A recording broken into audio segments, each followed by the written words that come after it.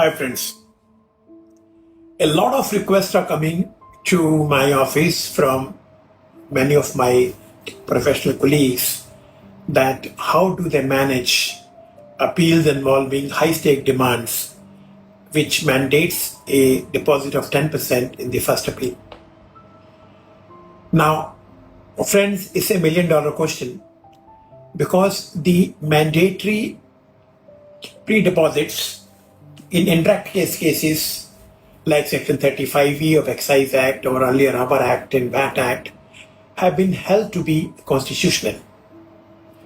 So till they amend Section 107, it is not possible to file an appeal before you deposit 10% of disputed tax amount or 10% of penalty amount where there is only a penalty.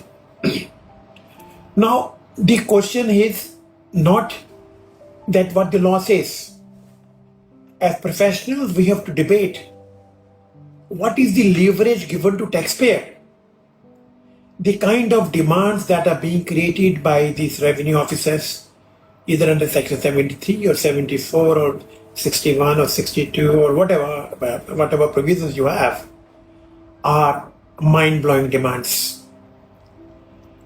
For some fault or no fault of the taxpayer, their entire input tax credit is being rejected on the ground that the supplier is non-existent and after 6 years of GST operation. There is no duty cast upon us to continue to trace the supplier's whereabouts because you are still to be assessed under 73 or 74 that is demanded recovery chapter, or you are still to be investigated under Section 67. Now, the whole problem is of our bar associations, of our government. We have to continue to put a lot of pressure on the government that if this rule of 10% mandatory pre-deposit is not changed, lakhs of taxpayers will forfeit the right of appeal because they cannot deposit 10%. Even when you have input tax credit, that's also the money paid by you to the supplier. So that doesn't make a difference whether you adjust against ITC or you deposit 10% to cash ledger. More so when the high stake demands are based on very flimsy ground, without following the due process of law, without taking care of the jurisdiction high courts or Supreme Court judgments. The proper officers create adjudication orders that leave, in my opinion, much to be desired. It shows that the show cause notices, the investigation, the adjudication orders were prejudged, and there is hardly any application of mind by the proper officer pursuant to an independent judicial inquiry. Now, if that be so, then when you face the demands of say 10 crore or 20 crore or 50 lakh or whatever, to deposit 10% for a taxpayer, it is next to impossible. So what is his option? He can let it go, you recover, put him in jail, do whatever you can. But is this for you made GST law? Therefore, unless the government can train people, the trained proper officers to follow the due process of law, giving a show cause notice is simply a formality they do. In the show cause notice itself, it is clear what's going to be the order, and in 99.99% cases, the same show cause notice are converted to adjudication orders which have to be appealed under Section 107.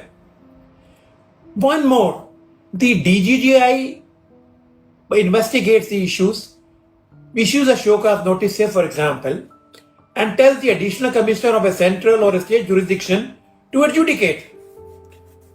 How the hell these lower officers who are lower than DGGI will not follow the show cause notice and create demand? Most of the time it is happening. Again, the DGGI investigates 100 cases of a particular industry. Then they transfer all these 100 cases to other agencies, CGST or a state jurisdiction of officers, with their observation and show cause notice.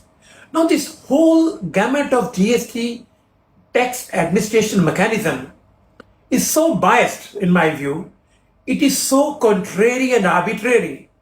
It is so much against natural justice and due process of law that not only the big corporates but the honest taxpayers go through huge demands. Now, to tell a taxpayer to produce a supplier after 5 years, when the goods were purchased, he was existent. Now they say he is not existent. Now, that is too much, and our high courts have really not done much of work on this issue because they cannot, because the kind of writ petitions we are drafting, the kind of litigation we are doing, most of us want a remand. That's what high courts have done. Well, friends, I request all the trade associations, all the bar associations, including our high court bar associations, to bring home the need for waiver of this 10% of pre-deposit. It must be waived. Further, the filing of appeal itself is a huge cost that can go up to 25 crores. Now, first you file the appeal deposit, file the appeal filing fee, then say 10%. Then even if only penalty is imposed, deposit 10%. The penalty has no limitation under section 122. That's also another problem. Penalty can be imposed after 7 years. The penalty doesn't get time barred. So what I as a lawyer in this field is going to see is a den of litigation. And lots of people may face jail because they can't deposit 10%. And if in 1 year they face the demand, their other years are picked up immediately on the ground that they are bogus dealers. Now, if you have a 4 years demand concurrently coming after 6 months to deposit 10% as a mandatory deposit to the entertainment of appeal, is next to impossible. Our government should know. Our bar association should know.